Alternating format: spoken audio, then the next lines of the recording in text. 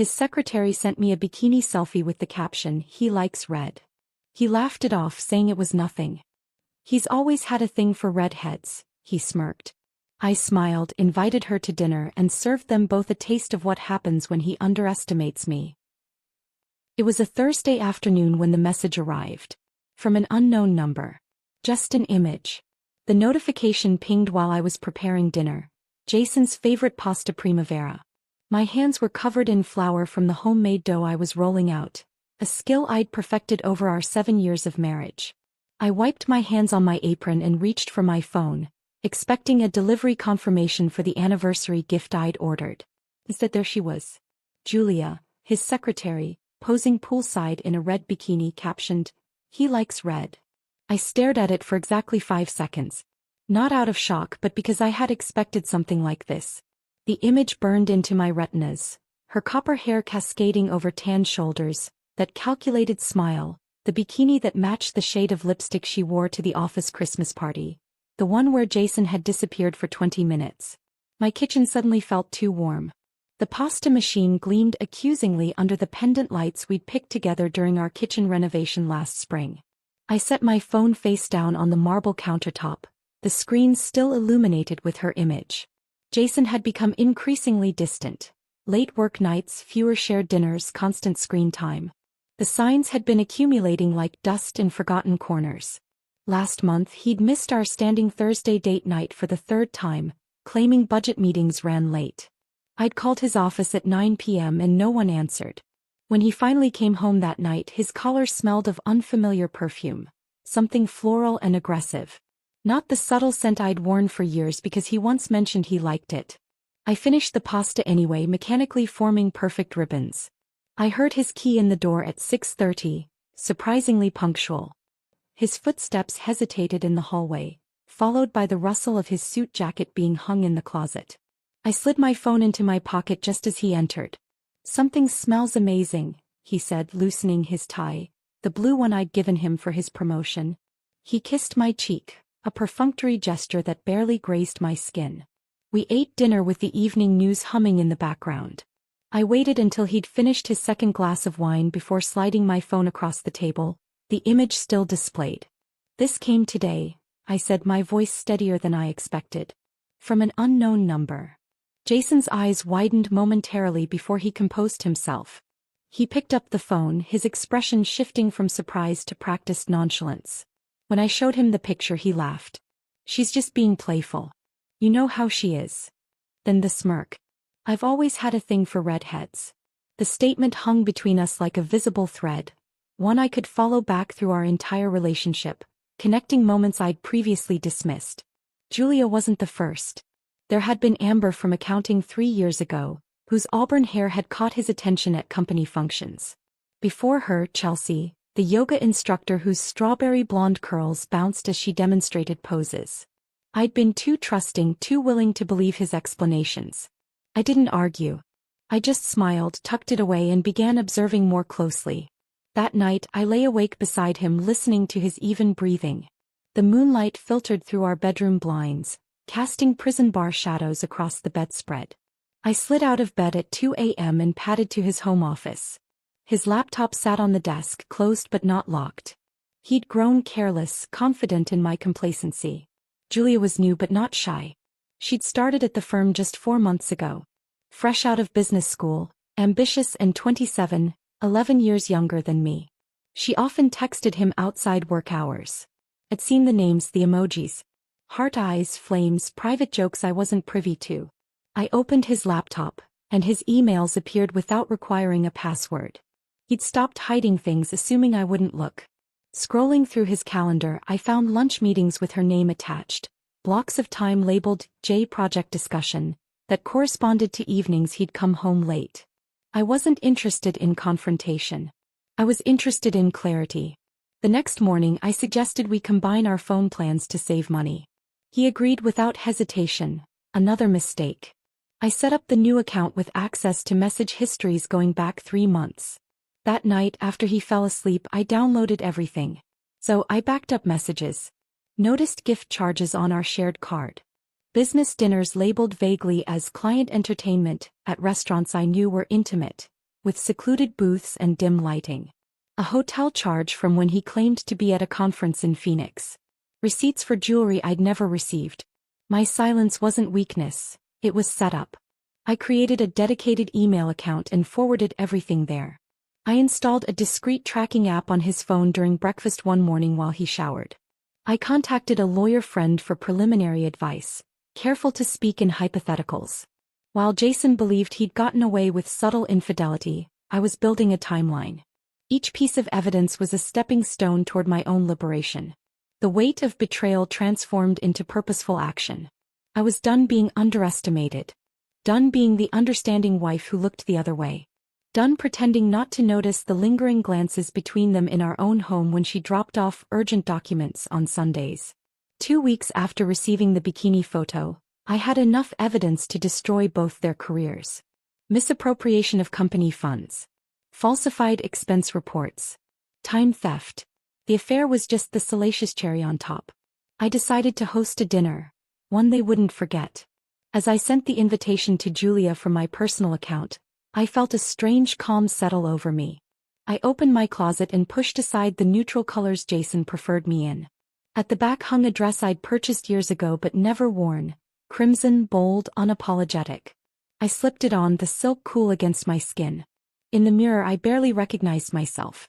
Not because of the dress but because of the woman wearing it. Someone who had found strength in silence and strategy and patience. Red had never been my color before. But perhaps it was time to claim it. I sent Julia a message from my own number this time. Let's do dinner. Just us girls. No pressure. The text felt oddly liberating. Sending words I'd rehearsed a dozen times while staring at my bathroom mirror, practicing the casual indifference I needed to convey. 3 dots appeared immediately. She was typing, then stopping, then typing again. I imagined her surprise, perhaps consulting with Jason about how to respond. Finally, after 2 minutes that stretched like taffy, her reply came fast. That sounds fun. I've always wanted to get to know you better. The audacity almost made me laugh. I wondered if she practiced that line or if such betrayal came naturally to her. Perhaps she truly believed I was oblivious, the clueless wife too comfortable in domestic routines to notice the signs. Or worse, she thought I knew but accepted my role as the convenient spouse who maintained the home while she provided the excitement. I spent the morning researching restaurants, somewhere neither Jason nor his colleagues would frequent. Somewhere with the right atmosphere for what I had planned. Not too intimate, suggesting friendship. Not too formal, implying confrontation. I reserved a quiet booth at an elegant restaurant downtown called Ophelia's. Private enough for conversation. Public enough for accountability. The maitre d' assured me the booth would be in the back corner. Perfect for catch-ups, he'd said with practiced charm. That afternoon I visited our home printer. The soft mechanical hum as it worked felt like a countdown. I printed a copy of our shared credit card statement. Marked items that didn't align with Jason's claimed activities. A $430 dinner at Lumiere when he'd told me he was working late with the team on sandwiches. A $290 spa charge on a Saturday he'd supposedly spent golfing. A jewelry store purchase 3 days before Julia's birthday. I highlighted each item in yellow. Added sticky notes with his written explanations, text messages claiming whereabouts. The contrast between evidence and alibi created its own narrative, one even a stranger could follow. I also brought a folder of screenshots. Casual flirtations, inside jokes, hotel confirmations, all with timestamps. I'd been thorough, organizing everything chronologically. The progression told its own story, from professional boundaries to blurred lines to explicit arrangements. One particularly damning exchange discussed my scheduled dentist appointment as perfect timing for them. The manila folder felt surprisingly light for the weight of its contents. I slipped it into a leather portfolio, the one Jason had given me for my promotion 3 years ago, back when he still celebrated my successes instead of competing with them. At home, I stood before my closet considering my wardrobe choices carefully. The red dress caught my eye again, but tonight wasn't about making statements. Tonight was about being underestimated one final time. The night of dinner, I dressed in muted tones. A gray silk blouse and charcoal pencil skirt that whispered restraint and professionalism. Pearl earrings my mother had given me. A light touch of makeup that highlighted nothing in particular. I wanted to be forgettable, a blank canvas against which her choices would stand in sharp relief. I arrived 15 minutes early, settled into the booth and ordered sparkling water. My hands remained steady as I arranged the portfolio on the seat beside me, angled so it wouldn't be immediately visible. The restaurant hummed with Thursday evening energy. Business dinners, friends catching up, couples on dates. Normal people with normal lives, unaware of the small demolition about to take place in the corner booth. At exactly 7:30 she appeared at the entrance. The maitre d' pointed her in my direction and I watched her approach. She arrived in red, a fitted dress with a neckline that dipped just low enough to be noticed but not commented on.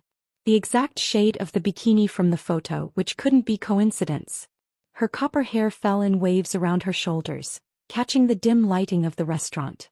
Julia hugged me like an old friend, her perfume leaving a cloud between us. "This is so nice of you," she said, her voice honey-warm and practiced. "I was so excited when I got your message." She slid into the booth across from me, arranging herself with the confidence of someone accustomed to being watched. Her smile never quite reached her eyes, which darted around as if searching for hidden motives or possibly Jason himself. The server approached and I ordered wine without consulting the list. "The Cabernet Sauvignon," I said. "2 glasses." "Red?" she joked with a theatrical lilt as if we were already sharing some delightful inside understanding. I smiled. Of course. The word hung between us, an acknowledgement of her caption, her dress, her assumption that she had the upper hand in this choreographed dance. We exchanged pleasantries about the restaurant, the unseasonably warm weather and upcoming company event. She mentioned Jason twice in the first 5 minutes, casual references designed to establish her proximity to him. I nodded, asked appropriate follow-up questions, and watched her grow increasingly comfortable with her performance. The wine arrived, deep crimson in crystal glasses. We clinked a toast to new friendships, and I took a small sip while she drank more deeply. Once drinks arrived, I slid the folder toward her, maintaining eye contact as I did. "What's this?" she asked, cheerful, her perfectly manicured fingers reaching for it as if expecting a gift or perhaps photographs I wanted to share. "Just everything you've worked for," I replied calmly. The double meaning wasn't lost on me, but her confident smile suggested it was lost on her. Her smile remained frozen in place as she opened the portfolio, but it faltered as she flipped through pages. Her face drained of color, the contrast making her red lipstick appear garish rather than glamorous. She swallowed hard, her throat working visibly. "This isn't what it looks like," she muttered, her voice suddenly small in the intimate space between us. "Oh, it's exactly what it looks like," I said. "And now it's documented." She closed the folder quickly as if containing a fire. Her eyes darted around the restaurant, perhaps checking if anyone had noticed her reaction. The performance had shattered, leaving raw uncertainty in its place.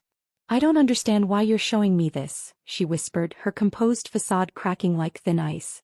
I took another small sip of wine, letting the moment stretch between us. The power had shifted, I could feel it in the air, see it in the slight tremor of her hands as she pushed the folder back toward me. "I thought it was important that we understand each other," I said finally, "before we discuss next steps." I let her sit with the discomfort, flipping page by page, until she reached the dinner receipt labeled Client Entertainment. Her perfectly shaped eyebrows drew together as recognition dawned. A $347 meal at Nouvelle, a restaurant known for its intimate atmosphere and extensive wine list. A place where Jason had taken me for our 5th anniversary. "You used the company card," I said. "That makes this more than personal. It makes it professional misconduct." The legal implications seemed to hit her harder than the personal ones. Her shoulders tensed beneath the red fabric of her dress. The confidence that had carried her into the restaurant evaporated like morning dew under harsh sunlight. She blinked fast, mascara clumping slightly at the corners. "I didn't know," Jason said. "Jason said a lot," I interrupted, my voice level and controlled. "And now it's your turn to listen." I took a small notebook from my purse, leather-bound, monogrammed, a gift from my father when I graduated law school.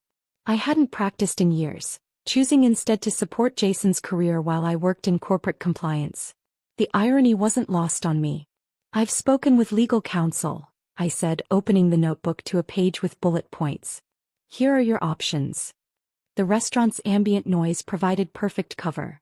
Just loud enough that anyone passing wouldn't catch our conversation, just quiet enough that she could hear every carefully chosen word. I laid out the options. Submit a resignation, sign a statement acknowledging misconduct, and leave quietly. You have until Monday morning, I added, sliding a sealed envelope across the table. This contains the statement. You'll notice it doesn't mention the affair, only the financial improprieties. Her fingers trembled as she took the envelope, nails scraping against the thick paper. The red polish matched her dress, matched the wine still untouched in her glass. If you don't, I forward this to HR and legal, along with the expense reports. The folder remained open between us, displaying a hotel receipt from the peninsula, a weekend when Jason had claimed to be at a regional management retreat. The date circled in yellow highlighter seemed to pulse on the page. They'll fire both of you, I continued. And given the company's ethics clause, there will be no severance. Her red lipstick was now smeared, her voice barely above a whisper. The perfect image she'd cultivated was dissolving around her, like a painting left in rain. You wouldn't. She started, but the words lacked conviction. Her eyes darted to the evidence before her, then back to my face, searching for any sign of bluff or hesitation. I would. And I will. Unless you choose the easier exit. She took a shaky breath. I could tell Jason. Warn him. I smiled slightly. You could. But then the full dossier goes to the board tomorrow morning instead of just HR. That includes the texts where you both discussed how to hide the expenses. I turned to a specific page in the folder. This one, where you suggested using the Sydney project as cover for the weekend getaway, is particularly problematic given the budget allocations. Her carefully constructed defenses crumbled. The manipulation, the secret smiles, the confident ownership of my husband's attention, all of it replaced by the stark reality of professional consequences. She nodded slowly, a tear tracking through her foundation. I didn't mean to hurt anyone. I sipped my wine, allowing the rich flavor to fill my mouth before swallowing. Intent doesn't erase consequence. The rest of our dinner passed in near silence. She barely touched her entree when it arrived, pushing salmon around her plate while avoiding my eyes.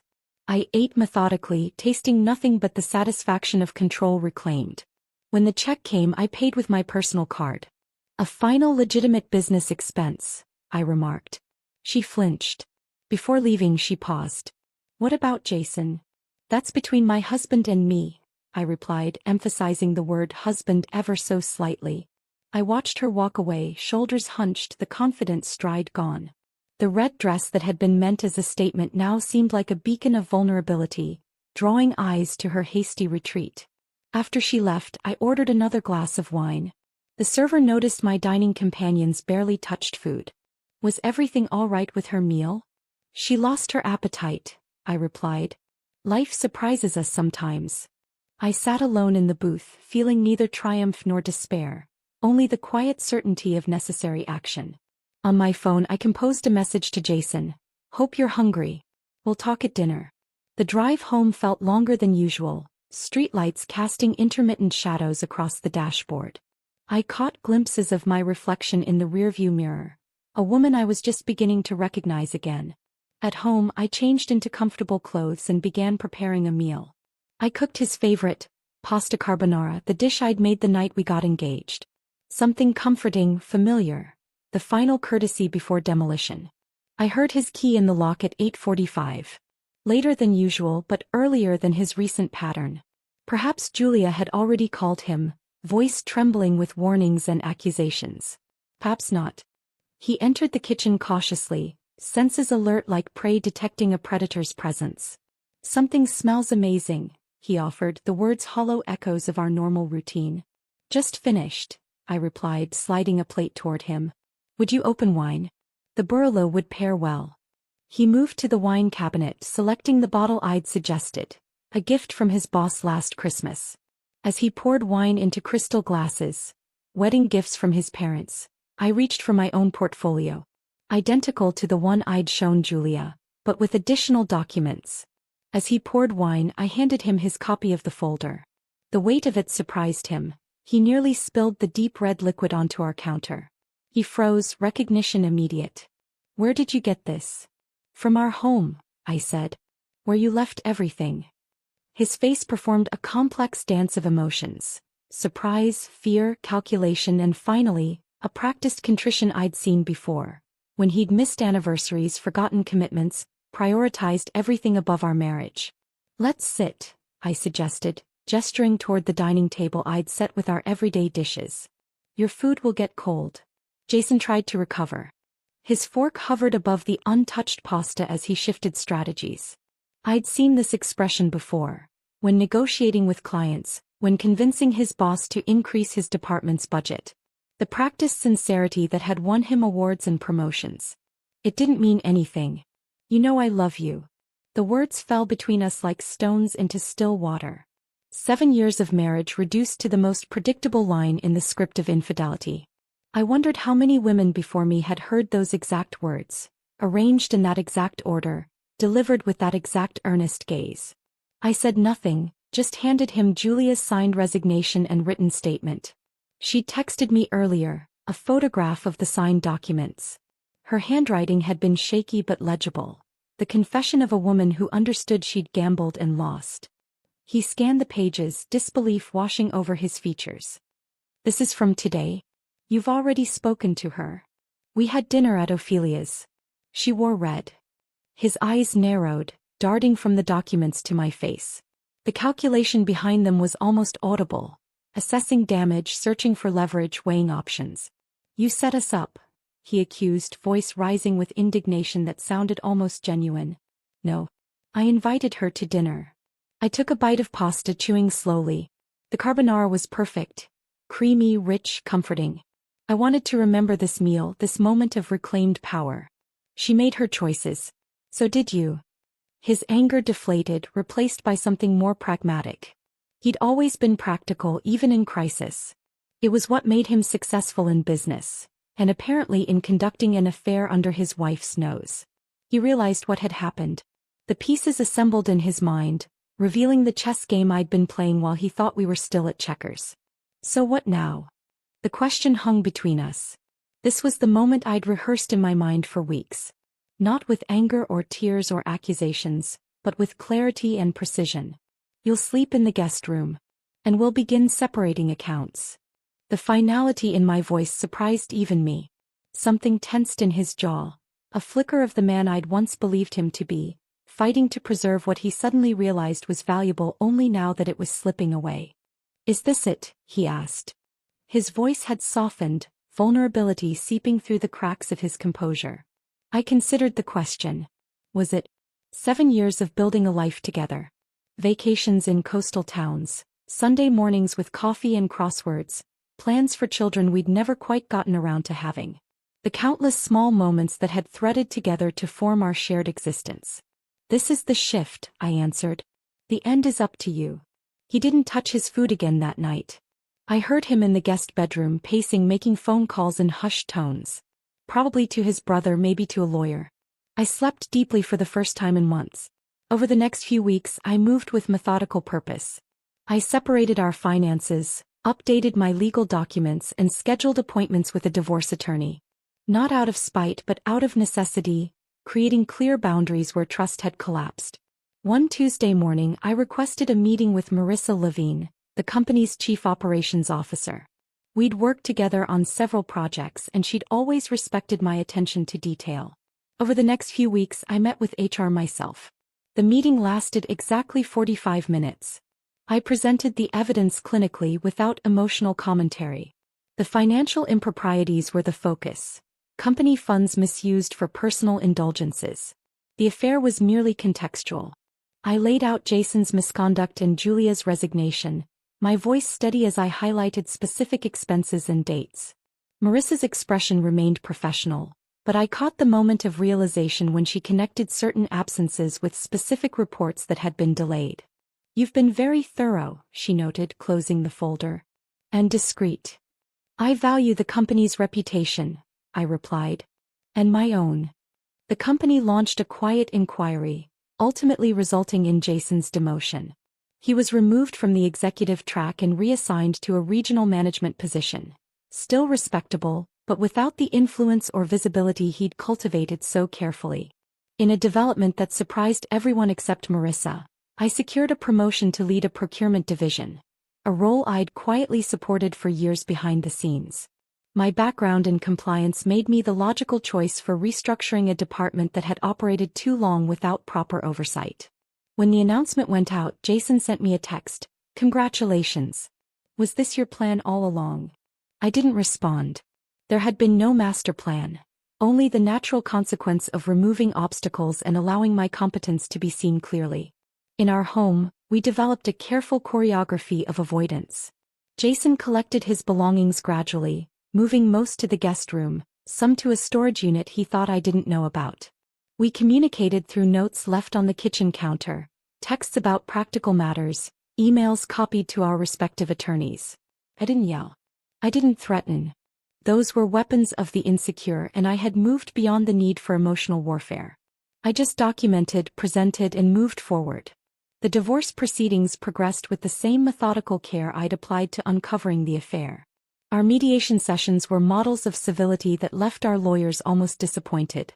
Jason stayed on at the company, but his reputation never recovered.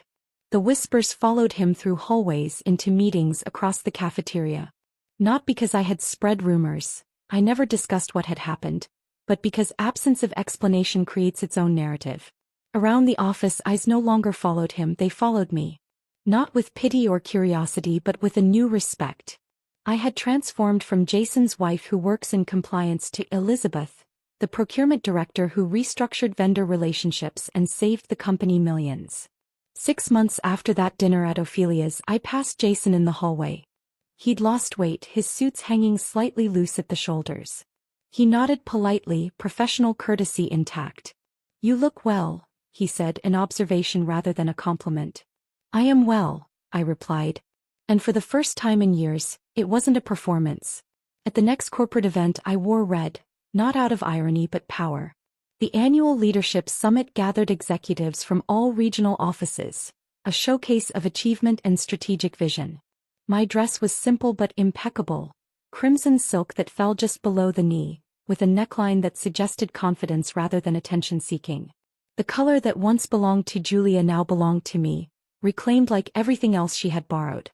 The ballroom of the Grand Meridian Hotel buzzed with conversation and calculated networking. Crystal chandeliers cast warm light over tables adorned with white orchids and silver candelabras.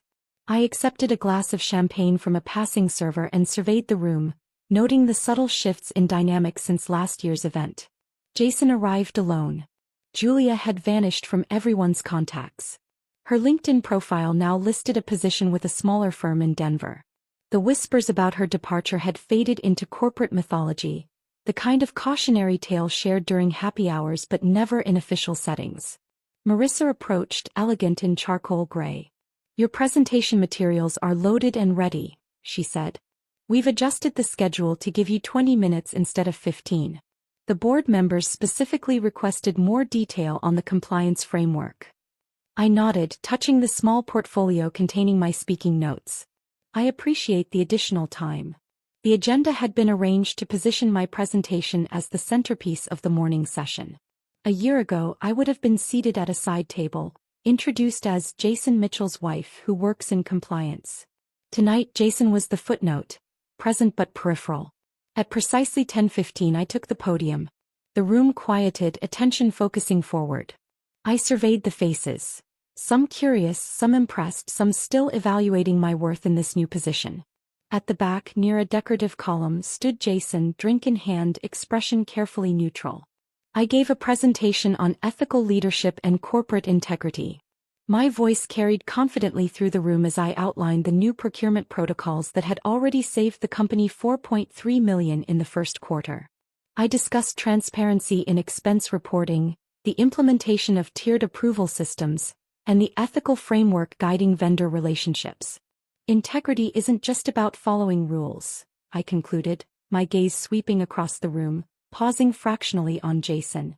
It's about creating systems where doing the right thing is the easiest path forward. There were no fireworks, just applause and nods. No dramatic confrontations or public reckonings, just the quiet assertion of competence and the subtle realignment of influence. As attendees moved toward breakout sessions, I collected congratulations with gracious smiles. The CEO touched my elbow briefly. Your procurement overhaul is exactly what we needed. The board is impressed. Jason lingered by the bar watching. He knew. The expensive scotch in his hand, his third of the evening, betrayed the casual pose he attempted to maintain. When our eyes met across the room, he raised his glass slightly, not quite a toast, more an acknowledgement of a game well played. I didn't approach him. We had said all that needed saying through lawyers and mediators. The following Tuesday my lawyer called. The judge signed off this morning, she said. It's official. My lawyer finalized the divorce agreement with a fair settlement, prenup intact. The document arrived via courier that afternoon in a heavy manila envelope. I signed for it during a lunch break, between meetings with the Asian market expansion team and a vendor contract renewal. The end of our marriage was marked by signatures on dotted lines, not tearful goodbyes or bitter arguments. The prenuptial agreement I'd insisted upon, against Jason's protests that it showed lack of faith, had protected my inheritance and the investments I'd made before our marriage. Jason kept his company shares and the vacation property in Maine. I retained the city apartment and my family's lake house. I didn't destroy Jason. I simply revealed him. His career continued, though the trajectory had been irrevocably altered. Last month he'd been passed over for the regional director position he'd been positioning himself for over the past 2 years. Not because I had intervened, but because his judgment had been called into question. I didn't need revenge to be loud. I needed it to be lasting. The quiet dignity with which I'd handled everything, from discovery to divorce, had earned me respect that shouting never could. The systems I'd implemented at work would long outlast any satisfaction screaming might have provided. Julia never contacted me again. She changed jobs, reportedly moved cities. According to common connections on professional networks, she had reinvented herself in corporate training, specializing in communication strategy. The irony wasn't lost on me. I didn't chase. I didn't care. Her part in my story had been incidental, a catalyst rather than a central character. Whatever life she built now existed entirely separate from mine, relevant only as a distant echo of a transformation I'd undergone. In my newly reorganized home office, I methodically updated files and documents. I updated my life one file at a time. Finances, passwords, power of attorney. My emergency contacts no longer included Jason's name. My beneficiaries were changed to my sister's children and selected charities. My living will now designated my brother as medical proxy. With each amended document and revised designation I felt lighter. These weren't just administrative tasks. They were declarations of independence, affirmations that my life continued on paths of my own choosing. And with each step I gained more than I lost. What had appeared as catastrophic betrayal had transformed into unexpected liberation. The carefully constructed facade of a perfect marriage had hidden the truth that I had been playing a supporting role in my own life. One evening as I prepared for a business trip to Singapore, my first international assignment leading the procurement team's global standardization project, my phone chimed with a text from an unknown number.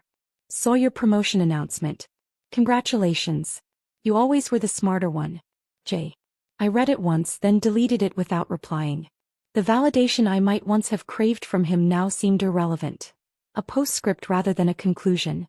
In my suitcase, carefully packed between silk blouses and tailored slacks, lay a new dress. Red, of course. Not because it reminded me of him or her or what had happened, but because it reminded me of myself, the woman who had finally stepped fully into her power. Some would call it poetic justice.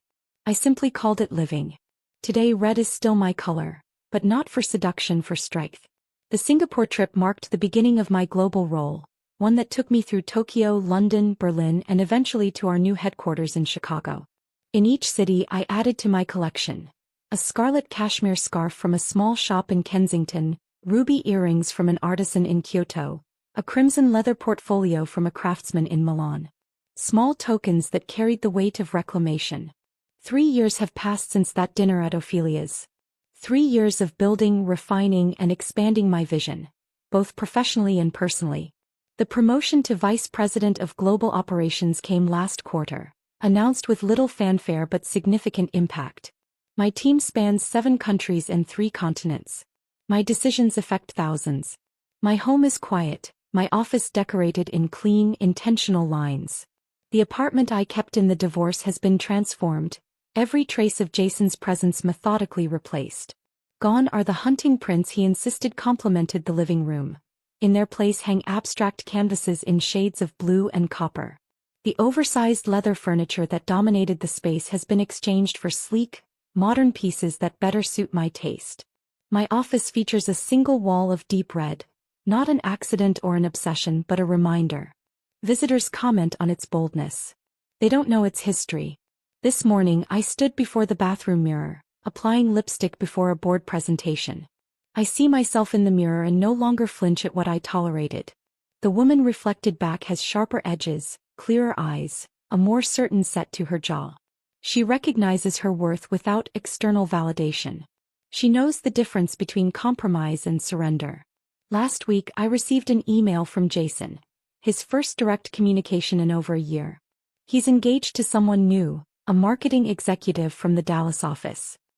He wanted to tell me himself, out of respect. I replied with a single line, "I wish you both well." And I meant it. His choices no longer have the power to wound me. My story isn't about betrayal, it's about redefinition. The narrative I once believed, of being the supportive wife whose identity existed primarily in relation to her husband's success, has been rewritten. The betrayal was merely the plot twist that revealed a more compelling protagonist had been waiting in the wings all along. I didn't lose a husband. I lost the illusion of one. The partner I believed Jason to be had never truly existed, or perhaps had existed briefly before ambition and opportunity eroded his principles. The marriage I mourned was a construction built on selective perception and willful ignorance of warning signs. And in doing so I gained peace, control and presence. The freedom to make decisions without consideration of his preferences. The ability to travel without checking someone else's schedule. The luxury of decorating without compromise. The simple joy of eating whatever I want for dinner, watching whatever film catches my interest, sleeping diagonally across the bed if I choose. Dating has been an exercise in recalibration. I've had dinner with interesting men. A literature professor whose observations about Greek tragedy made me laugh. A widowed architect whose quiet understanding of space extended to emotional boundaries as well. None have moved beyond pleasant evenings and respectful goodbyes. I'm not closed to possibility, but neither am I searching to fill a vacancy that doesn't exist. I still pass couples in restaurants. Sometimes I catch a glance or an awkward smile. Occasionally I recognize the look. A woman watching her partner's attention drift, making excuses for absences, choosing silence over confrontation. I see the moment of recognition in her eyes when our gazes meet. The flash of awareness that she's being handed a map but isn't ready to follow it. I hope she's watching. Not me specifically but the signs surrounding her. The password changes, the unexplained expenses, the conversations that end abruptly when she enters a room. I hope she's collecting evidence, not just of potential infidelity, but of her own worth beyond the relationship. I hope she doesn't wait too long to stand up. Not necessarily to leave but to establish boundaries, to require respect, to expect honesty.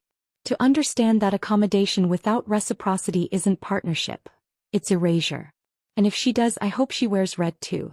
Not literally perhaps but figuratively, I hope she chooses visibility over invisibility, assertion over acquiescence, action over acceptance. I hope she finds the shade that represents her reclaimed power, whatever color that might be. Because there's power in being underestimated. And greater power in the comeback. The quieter the transformation, the more profound its impact. My colleagues who dismissed me as Jason's wife, now report to me. The executives who barely acknowledged my presence now seek my approval. Last month, at an industry conference, I delivered the keynote address on integrating ethical practices into global supply chains. Afterward, during the reception, I noticed a young woman approaching. Early 30s, sharp suit, determined expression. "Your presentation was incredible," she said, extending her hand. "But I really wanted to thank you for something else." I raised an eyebrow, waiting. 3 years ago I worked in accounting at the regional office. I saw how you handled everything with. She hesitated, with such precision and dignity. It showed me what professionalism truly means. I wasn't just the wife. I was the wake-up call. Not just for Jason and Julia but for those watching from the periphery. The the junior staff, the administrative assistants, the colleagues who witnessed how strength can manifest in calm calculation rather than emotional outbursts. And when they laughed, I simply waited.